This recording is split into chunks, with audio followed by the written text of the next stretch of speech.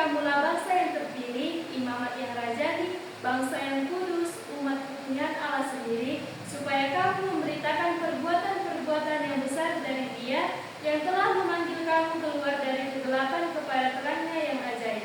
Kamu yang dahulu bukan umat Allah, tetapi yang sekarang telah menjadi umat-Nya, yang dahulu tidak dikasihani, tetapi yang sekarang telah beroleh belas kasihan. Nah, saudara yang terkasih dalam nama Tuhan Yesus, setiap orang di dunia ini selalu mencari identitas. Ada yang mencari pengakuan lewat pekerjaan, lewat pendidikan, bahkan lewat pencapaian. Nah, tetapi tidak jarang setelah mendapat semuanya, kita masih merasa kosong. Kita masih merasa itu tidak cukup karena semua belum ada di kita. Jadi saudara yang terkasih, firman Tuhan hari ini mengingatkan bahwa identitas kita bukan sebagai alat untuk menunjukkan bahwa kita itu mempunyai semuanya. Tetapi identitas sejati bukan diberikan oleh dunia, tetapi oleh Allah sendiri. Ketika kita tahu siapa kita di hadapan Allah, cara kita hidup pun telah berubah, telah banyak yang berubah jauh dari Tuhan, seperti itu saudara. Saudara yang terkasih, siapa kita sebenarnya menurut Allah dan bagaimana identitas itu mengubah cara hidup kita. Saudara yang terkasih dalam nama Tuhan, ada 3 poin yang harus kita ketahui. Yang pertama, kita adalah bangsa yang dipilih Allah. Di sini Petrus berkata, tetapi kamulah bangsa yang terpilih. Ini berarti identitas kita bukan kebetulan, bukan karena prestasi kita, tapi karena kasih karunia Tuhan yang memilih kita. Ada ilustrasi yang harus kita ketahui, saudara, seperti seorang pelatih yang memilih pemain untuk timnya. Pelatih memilih timnya bukan karena mereka sudah hebat, tetapi karena ia melihat potensi yang akan bisa dia latih kepada sang pemain. Jadi sang pelatih tidak memilih anggota pemainnya yang sangat hebat. Saudara yang terkasih, jika Allah sudah memilih kita, jika Allah sudah memilih saudara, maka kita pun dapat berjalan dengan keyakinan.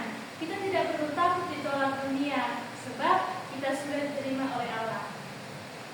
Nah, yang kedua, kita adalah imamat yang rajani. Yang dimana saudara, kita dipanggil bukan hanya untuk dekat dengan Tuhan, melainkan juga menjadi perantara kasih dan terang bagi orang lain, terang bagi sesama kita. Saudara bayangkan seorang duta besar, ia tidak hidup untuk dirinya sendiri, melainkan membawa nama negara yang ia wakili. Demikian juga kita membawa nama Kristus. Dimanapun kita berada, maupun di kampus, di rumah, pekerjaan kita membawa karakter Kristus. Cara bicara kita, cara bersikap, dan cara kita mencintai orang lain menunjukkan siapa yang kita wakili. Nah, saudara, yang ketiga yaitu kita dipanggil untuk menyatakan perbuatan Tuhan. Di sini Petrus menulis supaya kita memberitakan perbuatan-perbuatan besar dari Tuhan, yaitu identitas selalu berhubungan dengan tujuan kita. Ada pun ilustrasi yang harus kita pahami, seperti lampu yang dinyalakan tidak pernah disembunyikan di bawah tempat tidur. Lampu selalu diletakkan di tempat tinggi supaya menerangi ruangan. Saudara yang terkasih, Tuhan memanggil kita untuk menjadi saksi, bukan hanya lewat kata-kata kita, tetapi lewat hidup yang memuliakan Dia. Ketika orang melihat kebaikan kita, mereka sebenarnya sudah melihat terang Kristus yang ada di kita. Jadi saudara yang terkasih, hari ini kita diingatkan bahwa kita adalah bangsa pilihan. Saudara adalah bangsa pilihan Tuhan, imamat rajani, dan umat kepunyaan Allah. Nah saudara, mulai dari sekarang, mari kita hidup sesuai identitas baru ini, menjadi terang, menjadi saksi, dan memuliakan Tuhan dalam